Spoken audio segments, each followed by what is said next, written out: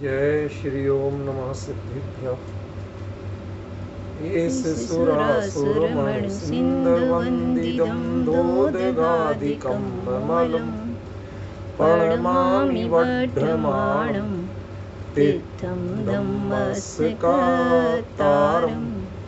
शेषे पुण्यतीर्थयरि ससौवसिद्धे विशुद्धस्वभावे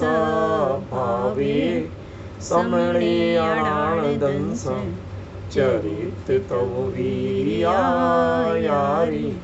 ते सौवे समगं पतेगमेव पतेगं वन्दामि अवट्टन्ते अर्हन्ते मानुषे खेते किच्चा अरिहन्ताणम् सिद्धाणं तरणमो गणहराणम् अज्जावैवगाणं साहूणं चैव सौवेसिं तेसिं विशुद्धदंस प्राणपहाणासमं समासेज्य उपसंपयामि सम्मं जतोणिवाणसंपत्ति। सार परमागम ज्ञान तत्व प्रज्ञापन महाधिकार गाथा 20 पृष्ठ 35। शोकम वा पुण्य दुखम केवलनानि सृणत्ति देह गदम जम्मा अदिन्द्रियत्तम जादम तम्हादुतम नेयम। शब्दार्थ करें फिर अपन विशेष चर्चा करेंगे। पुण्य और यहां से वाक्य शुरू है। पुण्य और मैंने पिछली बात जो कही थी उसके बाद ये बात शुरू कर रहे हैं। और केवल णाणिस्य केवल ज्ञानी के देह गदम शरीर से होने वाला शरीर में व्याप्त सुखम व दुखम सुख या दुख णत्थि नहीं है। फिर से देख लो। पुण्य और केवल णाणिस्य केवल ज्ञानी के देह गदम देह से होने वाला देह निमित्तक सुखम व दुखम सुख अथवा दुख णत्थि नहीं है। ठीक क्लियर? क्यों नहीं है? जम्हा चूंकि अदिन्द्रियत्तम जादम उनके अतीन्द्रियपना उत्पन्न हुआ है। कल की गाथा का कितना बड़ा क्लियर समर्थन है कि अतीन्द्रियपना अब उत्पन्न हुआ है। इसका मतलब पहले अतीन्द्रियपना नहीं था। इसका खुलासा मैं अभी बहुत करने वाला हूं आगे, लेकिन शब्द तो आपको क्लियर समझ में आना चाहिए ना कि आचार्य ने सीधे सीधे शब्दों में कहा। मैं कोई घुमा फिरा के अर्थ नहीं कर रहा हूं। जो आचार्य कुंदकुंद देव ने कहा वही कह रहा हूं। जम्हा अदिन्द्रियत्तम जादम चूंकि उनके अतीन्द्रियपना अब उत्पन्न हो गया है। जनि प्रादुर्भावे जन धातु प्रादुर्भाव में नए उत्पन्न होने के अर्थ में आती है, सामान्य अर्थ में नहीं आती। ख्याल में? तम्हा इस कारण से तम्णेयम वह जानना चाहिए। अब एक शब्द छूट रहा है इसमें, दु। इसमें तू लिख दिया गलती से मैंने, दु। अब दु का क्या है? दु का अर्थ और भी होता है और दु का अर्थ किंतु भी होता है। जो दु शब्द है ना, इसका दु का अर्थ और भी होता है और किंतु भी होता है। ये तो शब्दार्थ मैंने लिख दिया, हो गया जो बताना था।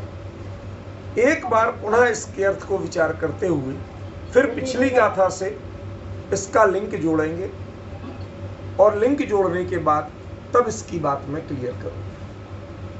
ठीक है? पिछली गाथा में क्या कहा था फिर से एक बार देख लें कि पक्षीण घादि कम्मो अनंतवर वीरियो अहिय तेजो तीन क्वालिटियां बताई थी कि जो प्रक्षीण घाती कर्म वाले हैं, अनंत और उत्कृष्ट वीर्य वाले हैं, अह्य तेजो अधिक तेज वाले हैं। ठीक है ना? ऐसे तीन गुण वालों के अदिंद्रियो सो अदिंद्रियो जादो, वही अतीन्द्रिय, यहां भी वही जनी प्रादुर्भावे धातु है, जादो उत्पन्न हुआ, वह अतीन्द्रियपना उनके उत्पन्न हुआ। और अणाणम सोखम च परिणमदि, और उस अतीन्द्रियपने के अनुसार उनका ज्ञान और सुख परिणमित होता है। तो सबसे पहले आचार्य ने यह सुख की बात क्यों की, ज्ञान की बात क्यों नहीं की? भाई वहां तो गाथा में पहले णाणम सोखम च, ज्ञान और सुख की बात थी, तो वहां क्रम था पहले ज्ञान बाद में सुख। यहां आचार्य पहले सुख की बात कर रहे हैं, ज्ञान की बात नहीं कर रहे हैं। क्यों? इसलिए नहीं कर रहे हैं कि ये अधिकार ज्ञान का है। सुख की बात एक पंक्ति एक गाथा में कह के निपटा दे, फिर उसके बाद में सीधे ज्ञान की बात पे आएंगे, फिर काफी दूर बाद जा करके फिर इंद्रिय सुख की समीक्षा करें कि इंद्रिय सुख वास्तव में सुख क्यों नहीं। तो उस समय बोलेंगे जब इंद्रियेम लब्धम तम सोखम दुखम एवतः, जो इंद्रियों से प्राप्त होता है वह सुख तो दुख ही है, लेकिन अधिकार ज्ञान का है, प्रायोरिटी ज्ञान की, जिज्ञासा ज्ञान केवल ज्ञान के बारे में है। क्योंकि सुख जो है वह आपको कोई कितना ही समझाना चाहे ज्यादा समझा नहीं सकते। क्या बोलोगे? ज्ञान में सुपर प्रकाशकपना है, उसमें आप बहुत कुछ बता सकते, वह लोकालोक को कैसे जानता है। लेकिन सुख अपने आप में अनुभव में, स्वयं के संवेदन में, स्वयं की लीनता में सुख कैसा है उसकी जाति कैसे बताए? क्यों? वह सुख पर प्रकाशक नहीं, उसका संसार में कोई उपमा योग्य पदार्थ नहीं। पॉइंट ख्याल में? इसलिए जब बात दोबारा आएगी तो इतना ही कहेंगे कि जो इंद्रिय वाला सुख है वो इनका तीन चार कारण बताएंगे, इन कारणों से वो वास्तव में सुख है ही नहीं, वो तो दुखी है। ख्याल में? तो ये कह के खत्म कर देंगे, लेकिन ज्ञान की चर्चा अंत तक चलती रहे इस अधिकार के अंत तक। इसलिए इस गाथा में पहले सुख की बात की और बाद में ज्ञान की बात की। अगली गाथा से ज्ञान की बात शुरू हो जाए, केवल ज्ञान की। ये तो हुआ एक उत्तर। अब दूसरा पुण शब्द प्रयोग किया। पुण माने और माने जो पिछली गाथा में कहा कि अदिन जम्मा वो अतीन्द्रियतम जादम सो अदिंद्रियो जादो, वो अतीन्द्रिय हो गया है। ठीक है ना? और उसके ज्ञान और सुख परिणमित होते हैं। ठीक है ना? अब उसके ज्ञान और सुख का परिणमन शुरू हो गया। तो पहले ये जानना कि क्या संसार अवस्था में, छद्मस्त अवस्था में जीव के ज्ञान और सुख का वेदन होता है या नहीं होता। ठीक है ना? एक प्रश्न समझ में आया कि नहीं आया सचिन? छद्मस्त अवस्था में जीव के ज्ञान और सुख का वेदन होता है कि नहीं होता? कि होता है। परिणमन होता है कि नहीं होता? कि भाई जीव के जब गुण हैं तो उन गुणों के परिणाम तो होंगे ही, परिणमन तो हो गई। बिल्कुल सही है। तो मैं ये पूछना चाहता हूं कि जब उनके परिणमन होता है तो आचार्य ने उस गाथा में 19वीं गाथा में ऐसा क्यों कहा कि जब अतीन्द्रियपना उनके हो गया, केवल ज्ञान हो गया, तब उनके ज्ञान और सुख का परिणमन हुआ, शुरू हुआ।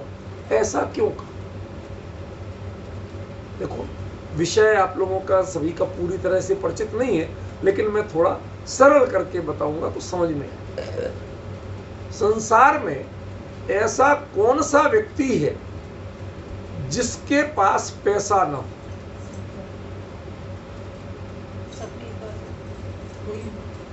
ठीक है ना? लेकिन अरबपति कितने हैं? अरब में भी तो पैसा ही है भाई, संख्या ही तो बड़ी, पैसा तो है ना। कहते भाई साहब हमारा पैसा काय का पैसा, दाल रोटी चल जाती है, किसी तरह खर्चा चल जाता है। बच्चे कोई नई चीज मांगते, दिला ही नहीं पाते। ख्वाब में आता कि ये कर ले, नहीं कर पाते, मन मार के रह जाते। क्यों? पैसा नहीं है। वह पैसा क्या कि जिसमें पैसे के अभाव का वेदन हो। मेरा पॉइंट समझ रहे? अंजू समझ में आई बात? कि यदि आप एक ओर कहते हो कि पैसा है और दूसरी ओर पैसा नहीं है इसलिए हम ये काम नहीं कर पा रहे, पॉइंट अंतर, दोनों में अंतर समझ में? तो आप ही तय करो कि आपके पास पैसा है कि नहीं। कितना सरल संक्षिप्त सा रूप बताया मैंने। यदि आपके पास पैसा है तो फिर आप कुछ भी काम करो, जो करना चाहो सब काम हो जाए। लेकिन सब नहीं हो रहे। क्यों नहीं हो रहे? आप भाई साहब इतना पैसा नहीं है इसके लिए हमारे पास। इसका मतलब, इसीलिए मैंने सीधे अरबपति पर बात की थी, करोड़पति की भी बात नहीं की थी, क्योंकि उसकी भी बड़ी लिमिटेशंस है। समझ गए? एक अरबपति हो जाए तो हाँ कुछ क्या, हाँ भाई ठीक है, ठीक, कोई बात नहीं, सब है। तो कितना अंतर पड़ा। ऐसे ही जो छद्मस्थ जीव है, संसारी जीव है, उसके ज्ञान और सुख गुणों का परिणमन तो है, लेकिन उसमें हमेशा ही टोटा पड़ा रहता है। टोटा तो समझते हो कि नहीं समझते? घाटा, कमी। टोटा पड़ना माने हम कोई चीज करना चाहते, उतना साधन हमारे पास है नहीं, तो उसको कहते हैं टोटा पड़ना। सरल हिंदी का प्रचलित शब्द है, कोई कठिन शब्द नहीं है। तो वह क्या कह रहे हैं कि आप पैसे वाले हैं और पैसे से काम करना चाहते, पर जो काम करना चाहते उसके लिए टोटा पड़ जाता है। अब समझ में आया? टोटा पड़ता है तो आपका काम क्यों नहीं हुआ? सब पैसा नहीं था। तो आप ही ने माना ना कि नहीं था। जब नहीं था तो आप पैसे वाले कैसे कहलाए? पॉइंट क्लियर हुआ सचिन कि नहीं हुआ? हो रहा है ना? आचार्य की विवक्षा समझो, क्या कहना चाहते? जिसके लिए सारे जीवन, पूरा जीवन हर सामान पैसे से ला रहा है और उसके बाद भी पूरे जीवन पैसे के टोटे का रोना रो रहा है। अब बताओ क्या कहोगे कि वो पैसे वाला है या नहीं? तो ज्ञान और सुख गुण का परिणमन तो है, लेकिन उससे अत्यंत अतृप्ति की भावना, अत्यंत अतृप्ति की स्थिति निरंतर बनी हुई। They are not satisfied with their सुख और ज्ञान। वो अपने ज्ञान और सुख से स्वयं ही संतुष्ट नहीं। दुनिया का जितना चाहे बड़े से बड़ा पढ़ा लिखा आदमी हो, उससे को भाई साहब डॉक्टर हो, बड़ा MBBS MD और पता नहीं क्या क्या हो गया, वैसे वकालत आती है। आपके ऊपर एक केस हो गया और वकील के पास जाना पड़ेगा। मुझे तो नहीं आती, मैं नहीं लड़ सकता अपना केस, ठीक है ना? किसी को डॉक्टरी वकालत दोनों आती हो, तीसरी बैंक और कोई चीज होगी वो नहीं आती। संसार में जानकारियों की कमी है क्या? समझ गए? तो वो हमेशा जब भी ज्ञान का क्षेत्र अपरिमित है, कहीं लिमिट बना सकते हो आप? वो वैसा, उसको हमेशा ज्ञान का टोटा पड़ा है। जैसे पैसे का टोटा था ना, अब समझ में है? उसे ज्ञान का हमेशा टोटा है। जब भी कोई नए ज्ञेय की बात आती है, नए प्रमेय की बात है, भाई साहब ये तो नहीं आता। इसका मतलब क्या हुआ कि तुम्हें ज्ञान का परिणमन है ही नहीं। जैसे संसारी आम आदमी, उसको पैसे वाला है, पैसे से ही सारी जिंदगी चला रहा, पैसा है ही नहीं। हर चीज में अभाव सामने आता है। क्यों? एक आम आदमी जो एक लिमिटेड बजट में किसी तरह दाल रोटी चलाता हो, उसको एक दिन कह दो कि चलो 5 स्टार 7 स्टार में डिनर करने, भाई साहब बाकी 29 दिन क्या फाके करूंगा? है ही नहीं। खाने की हैसियत नहीं, खरीदने की हैसियत नहीं, घूमने की हैसियत, हर चीज में उसको हम अपनी क्वालिटी तय करते हैं, स्टैंडर्ड तय करते हैं। कैसे जा सकते भाई साहब? भाई साहब हम तो सिटी बस से जा सकते हो, और तो बात ये कैब तो नहीं कर सकते। ये आदमी क्यों नहीं कर सकते आप? क्या आपका मन नहीं है? क्या आप सुविधा नहीं चाहते? चाहते तो सब हैं, लेकिन उसके लायक हमारे पास संसाधन भी तो चाहिए। ऐसे ही जो सावरण ज्ञान है, सावरण माने ज्ञानावरणी कर्म के उदय से आक्रांत, उदय से परेशान जो ज्ञान है, वो थोड़ा बहुत जान पाते।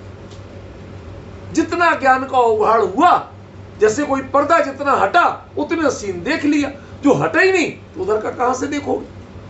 समझिए ना, ये स्थिति विचित्र है। इसलिए कहा आचार्य देव ने कि जो संसारी छद्मस्त जीव हैं उनके ज्ञान और सुख परिणमित ही नहीं होते।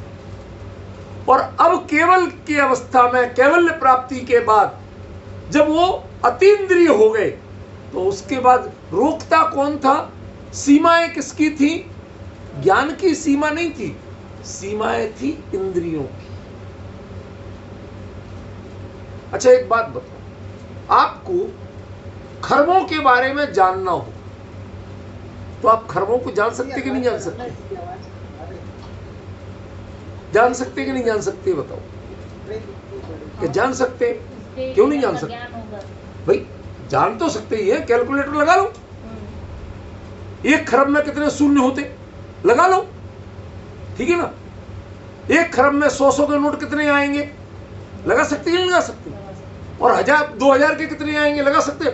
सब कुछ लगा सकते हो, लेकिन वो सारी नॉलेज क्या आपको खरबपति बना देगी? नहीं बनाएगी। खरबपति माने उतनी परचेजिंग पावर। कैलकुलेशन का नाम खरबपति नहीं है, परचेजिंग पावर का नाम खरबपति। कितना बड़ा अंतर पड़ रहा है, समझ पा रहे हैं आप लोग? कितना बड़ा अंतर पड़ रहा है। यही अंतर आचार्य यहां कहना चाहते हैं कि वह संसारी जीव के ज्ञान गुण सुख गुण का परिणमन तो हो रहा है, लेकिन हो कैसे रहा है? इंद्रियों के माध्यम से, और इंद्रियों की लिमिटेशन बनी हुई। आप कैलकुलेशन तो खरबों का कर सकते हो, लेकिन बच्चा कहने लगे, निशांत कल के दिन कहने लगे कि पापा एक मर्सिडीज लिया था। आपने कल 1 खरब रुपए का हिसाब लगाया था ना? कहते वो हिसाब लगाया था बेटा मैंने, समझ गए ना, लेकिन मेरी परचेजिंग पावर नहीं बढ़ी। ऐसे ही हमने क्या क्या, केवल ज्ञान क्या क्या जान सकता? हिसाब लगा लो। तो हिसाब लगाने के बाद भी क्या आप लोकालोक को जान सकते हैं?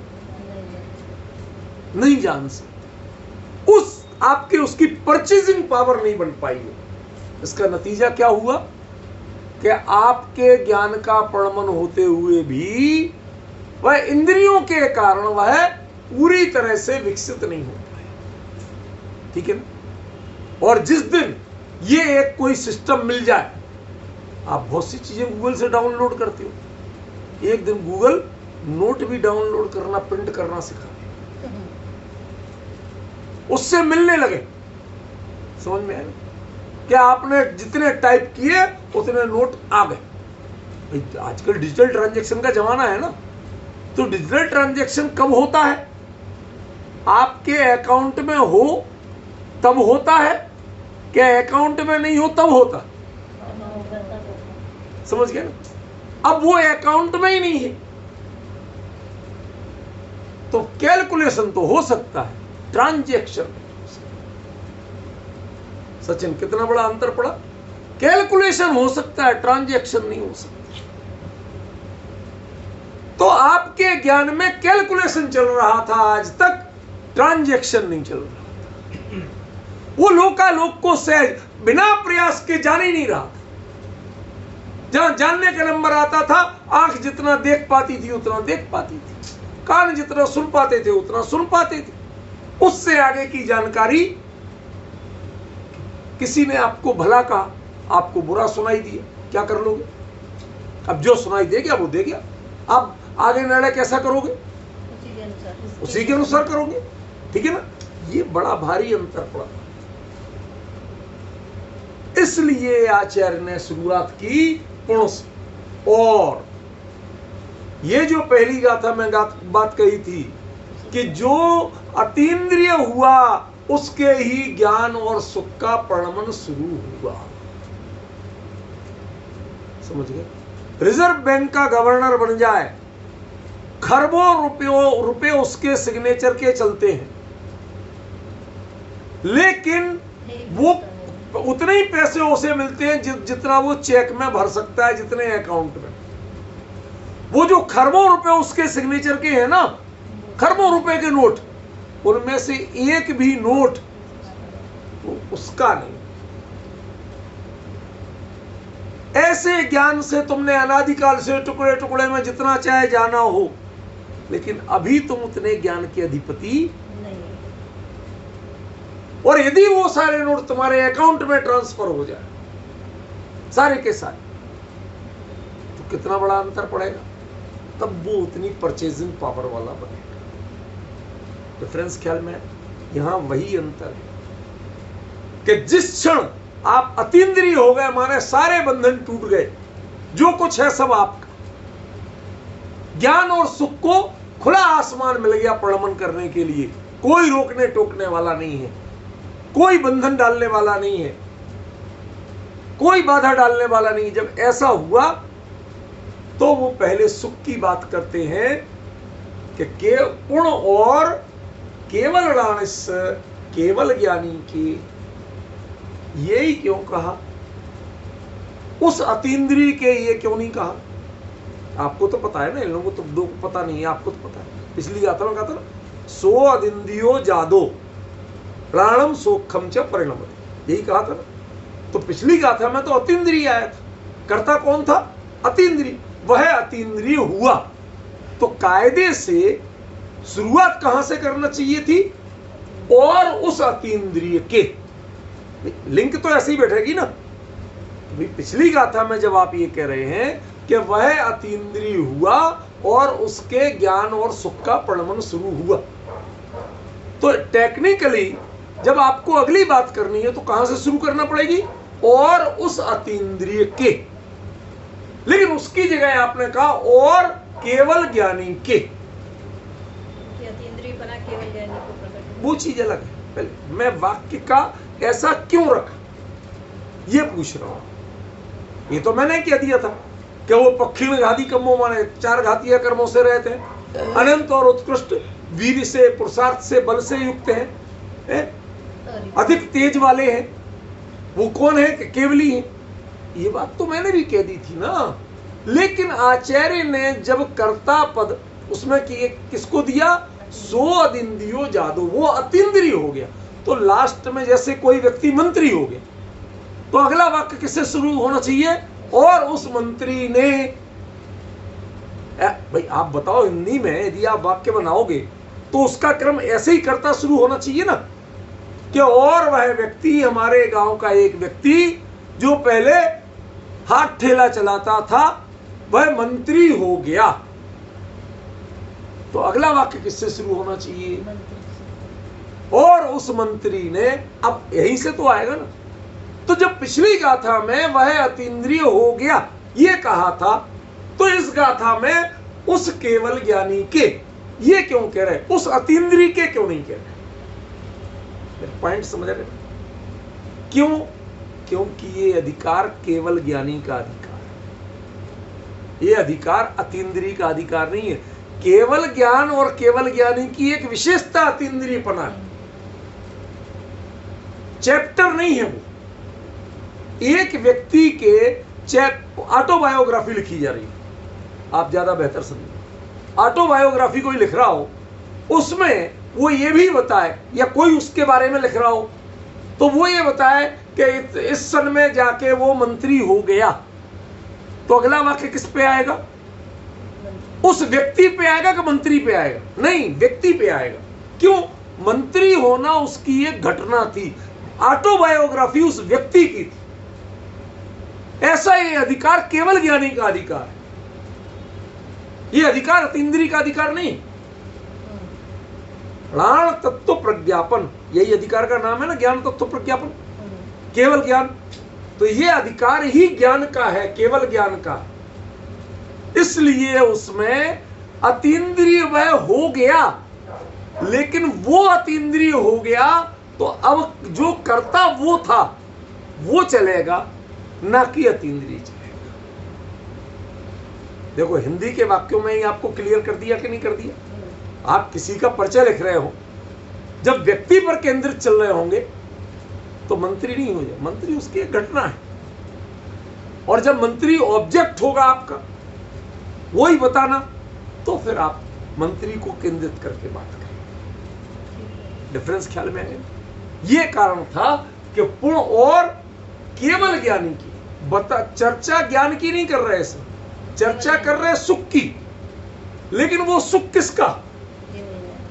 और केवल ज्ञानी का ही। क्यों? क्योंकि ये अधिकार केवल ज्ञान और केवल ज्ञानी का अधिकार है, ये अन्य किसी का अधिकार है। मेरे ख्याल से इतनी बात तो भले ही आप लोग रेगुलर कभी नहीं सुने, लेकिन इतनी तो समझ में आ रही होगी ना कि जो बात कही है क्यों कही। ठीक है ना? पूर्ण और केवल ज्ञानी के देह गदम शरीर में वो है, पर शरीर से में रहने के कारण होने वाले बहुत से लोग घर में रहते। आप जाते हैं जगह जगह, 5 स्टार में रहते हैं कि नहीं? और वो 5 स्टार यदि नीलाम हो जाए, बिक जाए, उसी समय आ जाए पेपर में, न्यूज में कि ये 5 स्टार दूसरे ने खरीद लिया, आपको कोई फर्क पड़ेगा? ले लिया तो ले लिया, मेरे बाप का क्या गया? कौन सा मेरा था? मैं तो कहता था मेरा होटल, रह रहा था। वो फेस टू फेस रहना था, इसलिए उधर से तिरछी बैठ समझ में नहीं। मैं कह रहा था, खूब कहता था, हाँ मेरा होटल है, इसी में रुका हूं, फला नंबर रूम में, जितना चाहे कहूं, लेकिन उसमें स्वामित्व स्थापित नहीं किया। जिस दिन वो होटल में खरीद लेता, फिर मुझे बहुत अंतर पड़ता यदि कोई उसको लेने की भी बात करता था। और अभी मैं रह रहा हूं, मुझे कोई फर्क नहीं पड़ा। अरे दूसरा ले लेगा, उसको भी तो धंधा चाहिए, उसको भी मेरे जैसे कस्टमर चाहिए, होटल ही तो है। हम जैसे नहीं रहेंगे तो होटल चलाएगा क्या? क्या खाएगा वो? अब डिफरेंस समझ रहे हैं? आप निश्चिंत हैं, कोई फर्क नहीं। होटल में रहते हुए, होटल को अपना कहते हुए आप होटल के नहीं, और जो उसमें रह नहीं रहा और वो जो ले रहा है और बेच रहा है, उन दोनों को फर्क पड़ रहा, दोनों नहीं रह रहे भले आदमी से। ऐसे ही संसार अवस्था में निगोदिया जीव देह में नहीं रहते, क्योंकि उनका कोई शरीर ही नहीं होता। एक श्वास में 18 बार जन्म और 18 बार मरण, और शरीर पर्याप्ति पूरी होने के लिए एक अच्छा खासा समय चाहिए। वो सेकंडों की चीज नहीं। तो जब शरीर एक निश्चित आकार बनने में कुछ तो समय लगेगा कि छू मंतर हो जाएगा। कौन सा पौधा ऐसा है जादूगर, बाजीगर, मदारी के अलावा कि जो बीज मुट्ठी में ले, फूंक मारे और पौधा निकल आए? है किसी की? कहीं देखा आपने? कहीं खेती हुई ऐसी? हर एक को एक समय लगता। तो निगोदिया जीव के लिए तो इतना समय ही नहीं कि शरीर पर्याप्ति पूरी हो, और जब वो शरीर पर्याप्ति नहीं होगी तो वो देहगत कैसे होगा? वो देहगत नहीं है। फिर भी संसारी जीवों की तरह देह के कारण शब्द ध्यान देना, वो देही कहलाता है। और वो जिस देह में रहता है, शरीर में, हमारे शरीर में भी असंख्यात निगोदिया जीव, वो जो रह रहे हैं, यदि हम तेज गर्मी सहेंगे तो वो व्याकुल होंगे कि नहीं होंगे? और आप तेज ठंड में ठुठुरेंगे तो उसकी व्याकुलता वो भोगेंगे कि नहीं भोगेंगे? तो वो जिनके शरीर नहीं है, शरीर में उनका अपना निजी कोई शरीर ही नहीं है, फिर भी वो शरीर के निमित्त से होने वाले कष्टों को भोग रहे हैं। उसकी जान भी रहे हैं, ये अच्छा है, ये बुरा है, ये ठंडा है, ये गर्म है, सब जान रहे। नहीं तो संसारी कैसे कहलाए, सुख दुख कैसे? जानते हुए भी वो देहगत नहीं है। देह में उनके देह ही नहीं है, फिर भी देही कहलाते, संसारी कहलाते, शरीर वाले कहलाते। और केवली भगवान बाकायदा वो सबसे बेहतरीन देह में रहते, सबके औदारिक तो उनके परम औदारिक, समझ रहे? अन्य लोगों की तुलना में बड़ी परफेक्ट, आइडियल, सबसे सुंदर, सबसे नपी तुली, सबसे मजबूत देह में रहते हैं, उसके बावजूद उन्हें देह का कोई फायदा ही नहीं है। ऐसा राष्ट्रपति भवन, आप लोग मुगल उद्यान वगैरह देखने जाते हो कभी? नहीं गए तो मन तो होता ही है ना। आई तो दृष्टांत है, दृष्टांत कोई आर्ग्यू की चीज थोड़ी होती। जैसे जाते ना, क्यों जाते? देख, जो राष्ट्रपति बनता है उससे पूछो कि कितनी बार गया।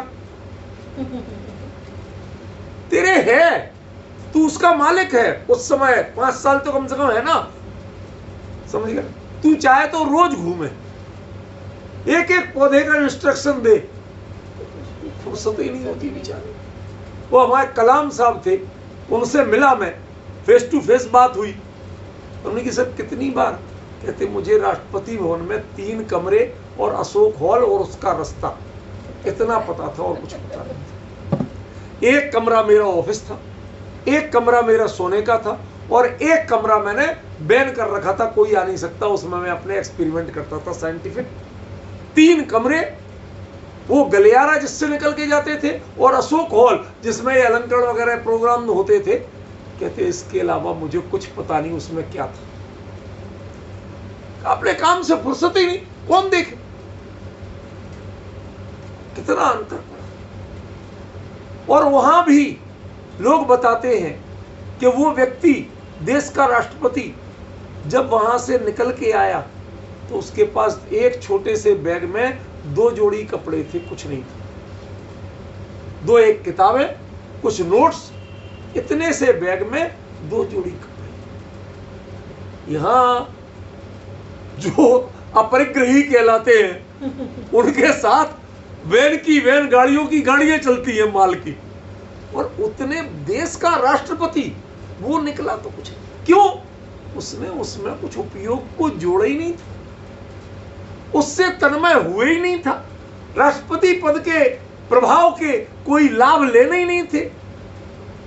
जो गिफ्टें थी वो तो राष्ट्र की थी ना, वो मेरी कब थी? इतनी निष्प्रहता, केवल राणस्य देहगतम, देह में होते हुए भी उसे देह में उसे होने वाले सुख या दुख कुछ पता नहीं। बेचारे अपने एक्सपेरिमेंट करते रहते थे, क्या हो रहा भाई साहब, देश का हाल क्या है? कहते प्रधानमंत्री जी मिलने आए थे आज। क्या कहा था? सुन लिया। पीए से पूछा, उसने कहा हाँ साहब यहाँ पर नियमानुसार आपको साइन कर देना चाहिए, कर दिए थे। इसको अभी थोड़ा रोक लीजिए और क्लियर करके बताऊंगा, तो रोक लिया था। मतलब कोई जो राष्ट्रपति बना, हाँ मैं राष्ट्र का प्रथम नागरिक, राष्ट्राध्यक्ष, 3 सेनाओं का, कहते मुझे कुछ पता ही नहीं 3 सेनाओं में कितने सैनिक। आप डिफरेंस समझ रहे हो? रथी देहगतम, देह में रहते हुए भी केवल ज्ञानी के देहगत न सुख है न दुख। सुख और दुख दोनों का प्रलंबन है, लेकिन कैसा नहीं है? देहगत नहीं। आप शरीर में रह रहे हो, लेकिन शरीर की किसी चीज का उपभोग आप नहीं कर, किसी पर उपयोग आपका नहीं है। ज्ञान में शरीर झलकता है, लेकिन शरीर के इंद्रियों के निमित्त से जो होने वाली जानकारियां थी, जो सुख और दुख थे, उनसे अब कोई मतलब नहीं। रजनीश बाबू, जिस मकान में पहले किराए पर रहते थे, एक एक चीज हिसाब किताब से लगाई थी, जिस दिन जब छोड़ के चले, अपना बना लिया, उसके बाद उसमें क्या हो रहा कोई बताए? कोई मतलब दृष्टि नहीं। आपने बताया, जिद की, सुन लिया, जान लिया। इसके बाद चलो भैया चले अपना काम कर, तो आपको कोई फर्क नहीं पड़ा, आप उसी में रहते थे। कहते अरे यहां तो फर्क नहीं पड़ता जिसमें रहता हूं। क्यों, किस किस चीज का टेंशन करें? हमें जब प्रायोरिटी अपने जॉब की हो, लैपटॉप खोल के आप बैठ जाते हैं तो उन काम पर जो रहता है फोकस, उस समय इन सब चीजों का रहता। अरे पानी खत्म, नहीं नहाएंगे, नहीं और क्या होगा, जान जाएगी, काम तो करना। समझ गए कितना अपन चेंज करते हैं अपने आप को। तो केवल ज्ञानी का सोचो, जो वीतरागी है उनके देह जानकारी में पूरी है, उसी देह में आत्मा का निवास है। एक क्षेत्रावगाह है, लेकिन एक क्षेत्रावगाह होते हुए भी अत्यंत असंप्रक्त, कोई लेना देना नहीं, कोई मतलब नहीं, बिल्कुल निष्प्रह। एक सरल दृष्टांत देता हूं। लड़की ससुराल आ गई, सास के सिर में दर्द हुआ, उसका सिर दबा रही, लेकिन उस समय उसके मन में भी तृष्णा है। कब सास का है कि बस बिटिया रहने दो, और कब उसी समय व्हाट्सएप पे मैसेज आया कि मां का सिर दर्द हो रहा। अब उसका मन कर रहा कैसे मैं उड़ के चली जाऊं और मां का सिर दबाए। अब बताओ दोनों में वो किसका दबा रही है, किससे जुड़ी हुई है, और किसकी परवाह कर रही है, किसकी सेवा कर रही है? बिल्कुल भिन्न है। जिससे जुड़ी हुई है उससे अत्यंत भिन्न है, और जिससे बहुत दूर है उससे पूरी तरह जुड़ी है।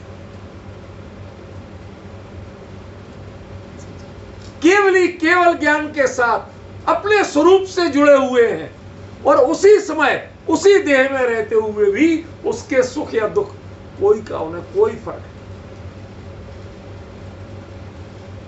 कल्पना क्या अर्थ करना चाहते आचार्य, क्यों नहीं पड़ता? जब अब देखो यहां से ये जो दू है ना, ये दू अब लगेगा, और उसका अर्थ है किंतु, और नहीं। किंतु ऐसा क्यों है? तो किंतु कह के बात बदली, गेर बदला। फिर कहते जम्हा, चूंकि अदिंद्रियतम जादम, उनके अतीन्द्रिय पना उत्पन्न हो गए। ये क्वालिटी किसकी है? इंद्रियों की या आत्मा की? ये आत्मा की क्वालिटी है। इंद्रिया शरीर का पार्ट है, ठीक है ना, और उस शरीर में हम रह रहे हैं, लेकिन मेरी मानसिकता क्या हो गई कि मैं आत्मनिष्ठ हो गया, मैं देहनिष्ठ नहीं रहा।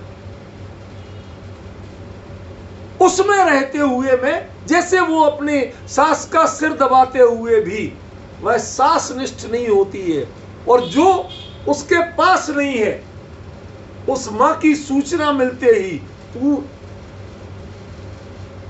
कभी कभी थोड़ा जोर से दबा दिया, तो सास ने कहा बेटा धीरे से, हाँ अच्छा मम्मी मैं भूल गई।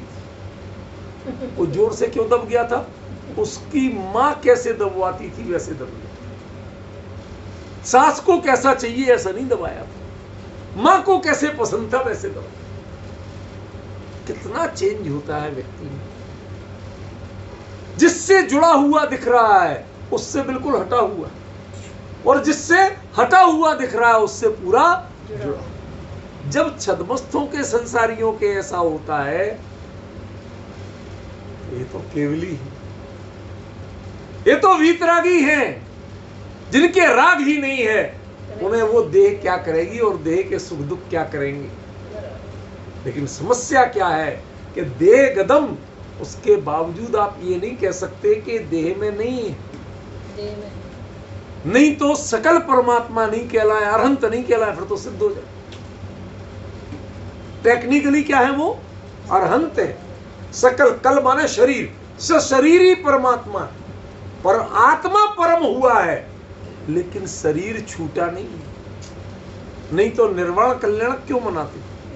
फिर तो ज्ञान कल्याणक के साथ ही निर्वाण कल्याणक मना लो भाई, जो कुछ होना था हो गया। नाम ही नहीं आता फिर ना उसका, फिर ज्ञान कल्याण। ये शरीर जो जुड़ा हुआ है, ये ज्ञान और निर्वाण, इनके बीच का जो समय और अंत में निर्वाण कहा जाता है, उतने साल के बाद, उतने वर्षों दशकों के बाद जब निर्वाण कहा जाता है, इसका मतलब है इतना समय आप अतीन्द्रिय तो हो गए थे लेकिन सशरीरी थे, देहगत थे। This the proof. और जैसे निर्वाण प्राप्त हो जाता है तो फिर फिर शरीर नहीं है, शरीर ही नहीं है तो शरीरगत नहीं। टेक्निकली चीजें, कुछ चीजें होती है टेक्निकली, कुछ होती है इमोशनली। मैं क्या कह रहा हूं, कुछ चीजें हैं टेक्निकली, कुछ है इमोशनली। आपने किसी मकान का सौदा कर दिया, अब उसमें आपको हर चीज पराई लग रही, अब उसको मेंटेनेंस कराने का मूड नहीं, जो कुछ हो रहा होने दो, जो आएगा वो अब तो उसका है। लेकिन ना आपके पास पूरा पैसा आया और ना आपने पेपर साइन किया, फिर भी लगाव हट गया।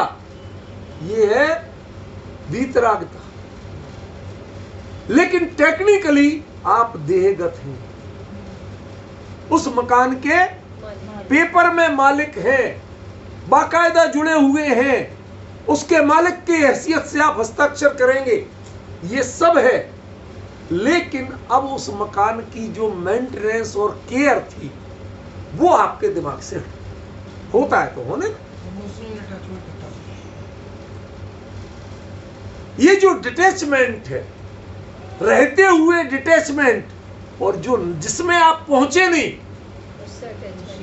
और उससे हो गया अटैचमेंट, तो आपकी परिणति क्या किसके अनुसार चल रही, उसके अनुसार के इसके अनुसार।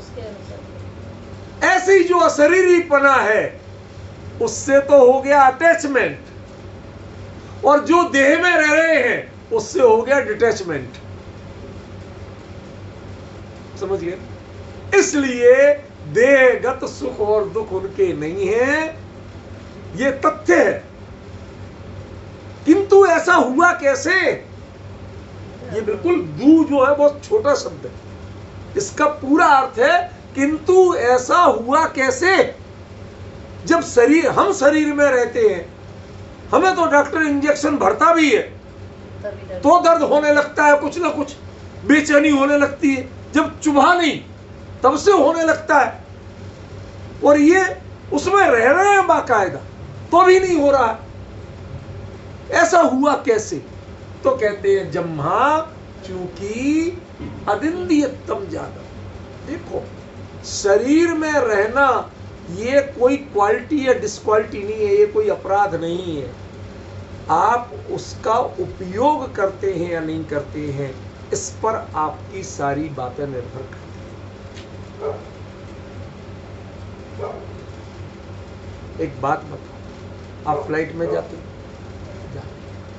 उसमें आपके लिए जो टिकट है उसी प्राइस में आपको सब तरह का खान पान मिलता है कि नहीं मिलता है? मिलता है। तो आप सब कुछ खाते हो? नहीं। अब आप अंतर ख्याल में आया कि नहीं आया? क्यों नहीं खाते हो? अरे सब आई एम वेजिटेरियन। अरे तुम्हारा तो खाना सस्ता आता है, वो महंगा हो, पैसे दिए तो महंगा खाओ, पैसे तो बराबर दिए। मैं कोई प्रेरणा नहीं दे रहा हूं, उल्टा अर्थ मत ले लेना भाई, कोई कुतर्की ऐसा कहे ये समझ लेना। अरे आई एम वेजिटेरियन, हम जैन हैं। अरे सब पैसा तो आपने भी दिया, आप क्यों नहीं ले रहे? हम कहीं घर के बाहर का खाते ही नहीं। अब डिफरेंस ख्याल में आया ख्याल में नहीं आया? हम चलते हैं फ्लाइट में और जो पैसा टिकट में दिया जाता है उसमें उसका भी पैसा होता है, लेकिन हमारा वो पैसा, हमने कभी ये विकल्प नहीं किया कि हमने इस चीज का पैसा दिया भी। हम तो खाली वो पैसा यहां से वहां तक जाने का, उस सीट का मानते। सचिन ख्याल में आया क्या कह रहे हैं?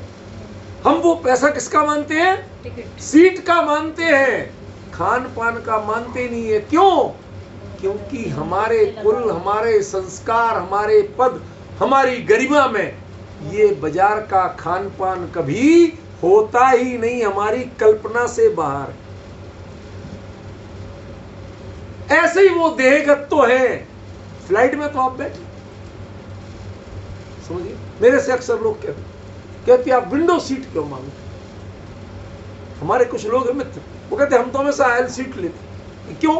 उठ के भागो, निकलो, वॉशरूम वगैरह जाना तो आसान, किसी से रिक्वेस्ट नहीं करना, ठीक है ना, और उठ के निकलना तो सबसे पहले निकल जाओ।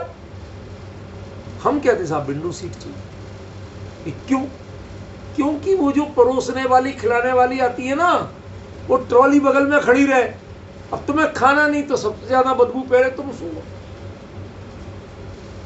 जब तक वो 2-4 लाइनों को देती है एक ही जगह खड़े खड़े, वो जबरदस्ती सूंघे कि बगल वाला कोई खाए तो अपने सिर टिका के या बाहर देखने लगते। अंदर बैठे हो तो कहां देखोगे, कहां जाओगे, जिस किसी का देखोगे मेरे को क्यों घूर रहा है, लेकिन खिड़की से बाहर को तो कोई पेड़ पौधा, पहाड़, आसमान, वो नहीं कहता मेरे को क्यों घूर रहा है, खूब घूरो। ये डिफरेंस है, आपको पकड़ में आया? इस कारण से अरे साहब आपने अरे पैसा दिया, इसकी बात ही मत करो भैया, हमने तो पैसा मात्र यहां से वहां जाने का। कटे तो थे, तुझे क्यों पेट में दर्द हो रहा है? यदि मेरे पैसे कटे थे तो तुझे क्यों दर्द हो रहा? जब मुझे पीड़ा नहीं है, मैं उतने पैसे को इसी की कीमत मान रहा हूं, मात्र सीट।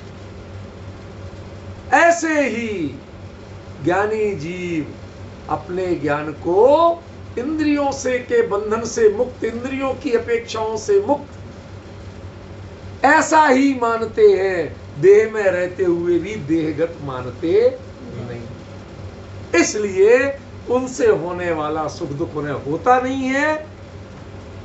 क्यों नहीं होता है? कि उनके अदिंद्यतम जादम। कोई व्यक्ति, सोचो, कल्पना करो, हमारे यहाँ कई ऐसे प्रमाण आते हैं कि जो पहले महाभ्रष्ट थे वो भी बाद में मुनि दीक्षा ले ली। तो मुनि दीक्षा ले ली, उसके बाद आप कल्पना कर सकते कि ये व्यक्ति ऐसे ऐसे करता था?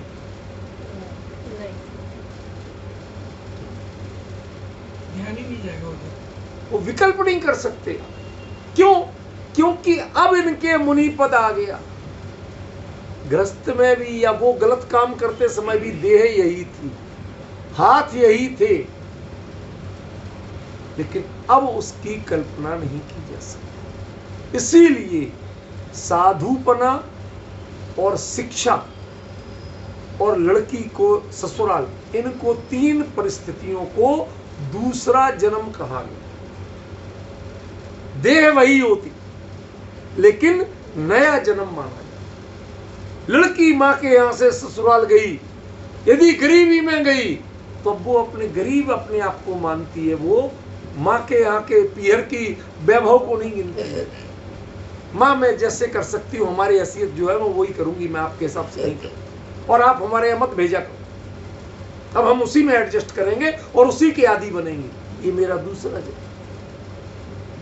शिक्षा वाला किसी स्थिति में था, अब वो ज्ञान प्राप्त करके जहां पहुंचता है वो उसको ही अपना दूसरा जन्म मानता है, वो घर भूल जाता। और इसी प्रकार तीसरा साधु, उसके पहले की स्थिति क्या थी उसको वो नहीं गिनता, अगली स्थिति को वो गिनता है कि आगे मेरा जन्म किस रूप में हुआ, साधु के रूप में, गृहस्थी में मैं क्या क्या करता था, उसकी गिनती नहीं होती।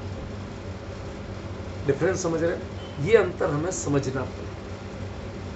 जम्मादिंद्यतम जादम, अब मेरे जो अतीन्द्रिय इंद्रियां हैं, देखो देहगत कहना इसमें आचार्य को ऐतराज नहीं, ये बहुत बड़ा मुद्दा दे रहा हूं सचिन, कल इस पर पूरी, कल नहीं मतलब मंडे को इस पर बहुत डिटेल चर्चा करूंगा। क्या देहगत कहने में ऐतराज नहीं है, लेकिन इंद्रियगत कहने में ऐतराज है।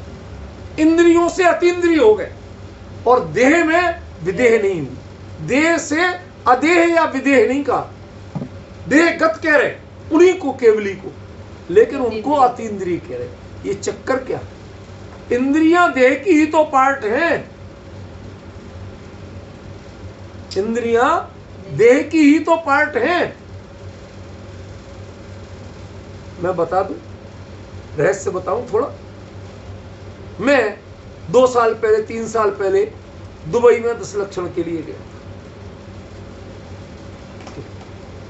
इस्लामिक कंट्री था, वहां मूर्ति पूजा मना थी, हर चीज के वहां के सिस्टम अलग, ठीक है ना।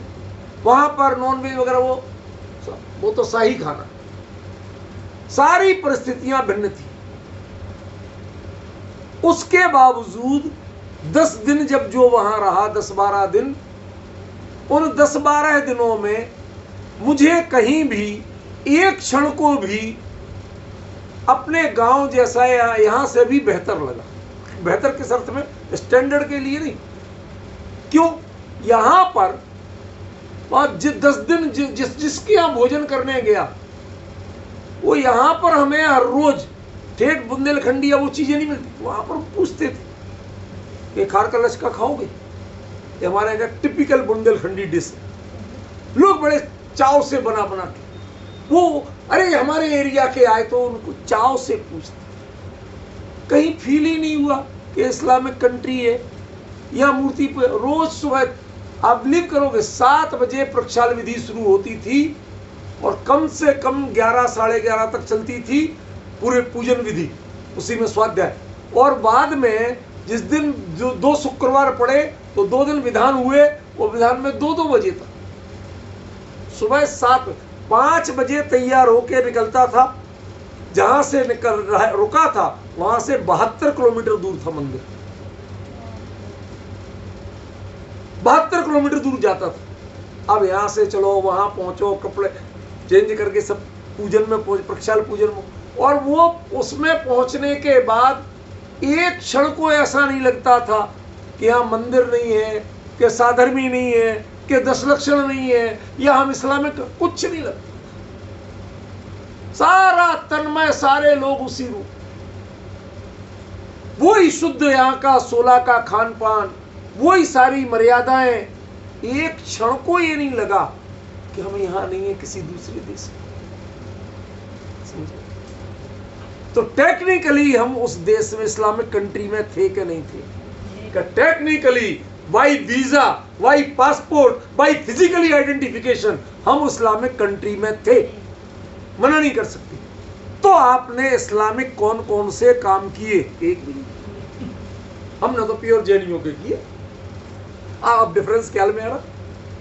ये अतीन्द्रियपना, केवली के देहगत उनको कह सकते हो, इस्लामिक कंट्रीगत कह सकते हो, लेकिन आप हम पर ये आरोप नहीं लगा सकते कि मैंने इस्लामिक कार्य किए, इस्लामिक भोजन किया, ये आप आरोप नहीं लगा सकते। दोनों में अंतर पड़ा कि नहीं पड़ा? ऐसे ही देहगत केवली हैं, लेकिन उन्होंने इंद्रियों का उपयोग किया है, इंद्रियगत भी हुए। कहते ये नहीं कह सकते। देहगत थे, रहते थे वहां, ये सत्य है, लेकिन मेरी परिणति देह के किसी पार्ट से जुड़ी हुई थी, किसी फंक्शन से जुड़ी हुई थी, ये आप बिल्कुल नहीं कह सकते। समझ गए?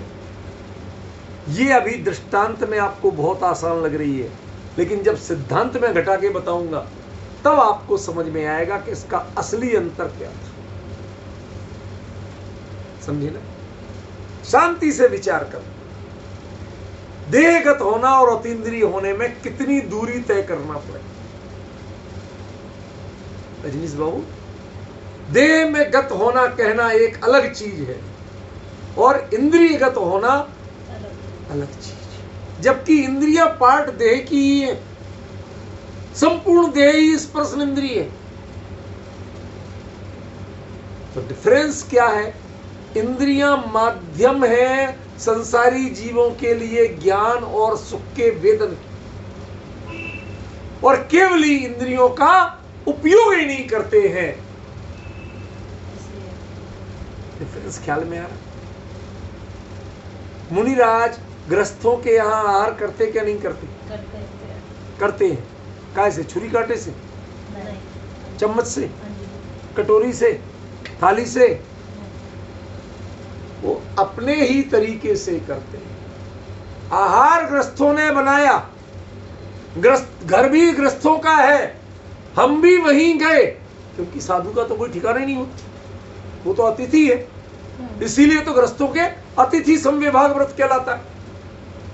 सब कुछ है, लेकिन इतना होते हुए भी वो जो आहार है, ग्रस्त भोजन बनाते हैं, मुनिराज के हाथ में पहुंचने पर वो आहार कहलाता। क्यों? तुम्हारे तरीके से, तुम चाकू से संवारते हो सब्जियां, तुम कचड़ी में कढ़ाई कचड़ी ये सब करते हो, लेकिन मुनिराज के समय इन चीजों के नाम और प्रक्रिया नहीं होती है, उन्हें आप चम्मच से नहीं परोसते, आप हाथ से दोगे, हाथ में नहीं। समझ में? हाथ से खाएंगे। आप जब खीर बनाते हो तो उस समय नमकीन चीज से, बिना दाल वगैरह से, वो कहां धोएंगे आप? और धुल गए तो फिर ले ही नहीं सकते। तो अब लेना है तो इसी में लेना। अरे महाराज वो मिक्स हो जाएगी, कह सकते हो आप? नहीं। आपको विवेक है कि मुनिराज ऐसे ही लेते हैं, इसलिए ऐसे ही क्रम से दी जानी चाहिए। समझ गए? आपको थोड़ा रहस्य बताऊं, मुनिराज दाल रोटी खा रहे हो, उसके साथ वो खीर नहीं खा सकते। नहीं, दूध। सुनो सुनो, अब वो कैसे खाएंगे? कैसे खाएंगे? हाथ धो नहीं सकते, बताइए, है कोई तरीका? उसके बाद उनको सादा दलिया दिया जाएगा, जितना है वो दलिया में सादा उबला हुआ, वो उसमें पूरा पहले समेटेंगे, फिर उनको थोड़ा पानी दिया जाएगा जो वो पिएंगे, थोड़ा थोड़ा करके, 2-3 अंजुली, 4 अंजुली, 5 अंजुली। जब वो पूरी तरह से हो जाएगा तब फिर उनको खीर दीजिए। मुंह भी कुल्ला हो गया और हाथ भी साफ, लेकिन धोया नहीं। अब डिफरेंस ख्याल में आ गया कि भोजन और आहार में क्या अंतर होता है। चीज आपके यहां की बनी हुई, लेकिन उनके पास जाने के बाद ये डिफरेंस आपको सीखना पड़ेगा। देहगत होना और अतीन्द्रिय होना, दोनों में कितना अंतर है। आप बनाते हैं वो भोजन होता है, लेकिन मुनिराज जो लेते हैं वो आहार होता है। ऐसे ही देह में रहते हैं, आप देहगत कहते हो, लेकिन ज्ञानी जीव कहते हैं कि केवली तो अतीन्द्रियपना है, उनकी इंद्रियपना है ही नहीं। उनका ज्ञान और सुख वह इंद्रियों के अधीन है ही नहीं। ये जो असली डिफरेंस है, इसकी कीमत है, और इसको आपको अच्छी तरह समझना होगा। परसों इसकी चर्चा चलेगी, कल नियमसार की चर्चा सुबह और शाम को चलेगी। समय हो गया।